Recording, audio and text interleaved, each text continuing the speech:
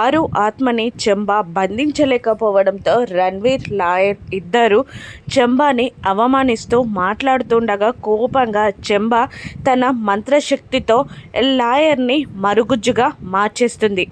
Lawyer మాయమైపోవడంతో lawyer lawyer అని కంగారుగా లేచి అరుస్తూ ఉంటాడు రణ్వీర్. ఇక్కడ అని కింది నుంచి అరుపు వినబడడంతో కిందికి చూస్తాడు రణ్వీర్. అక్కడ మరుగుజ్జుగా మారిపోయిన లాయర్ని చూసి షాక్ అయి రణ్వీర్ చెంబాతో ఇలా అంటుంటాడు, ఆ మనోహరి పైన ఈ లాయర్ పైన ప్రయోగించడం కాదు, నీ మంత్రశక్తి ఆ ఆరు ఆత్మపై ప్రయోగించు అని రణ్వీర్ అంటుండగా ప్రయోగిస్తా, ఆ ఆత్మని కూడా మరుగుజ్జుగా మార్చబోతున్నా, అప్పుడు దాని శక్తులేవి పనిచేయవు, అది నా చేతుల్లో బందీ అయి నేను ఆడించినట్టు ఆడుతుంది అంటూ ఉంటుంది చెంబ.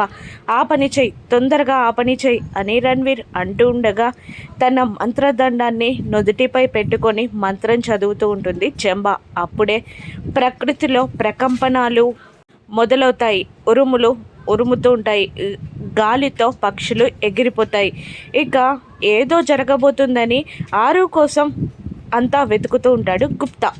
నిజంగానే ఆరు ఆత్మ మరుగుజ్జుగా మారిపోనుందా చెంబా శక్తి వల్ల? రాను ఎపిసోడ్స్లో చూద్దాం. Thank you for watching.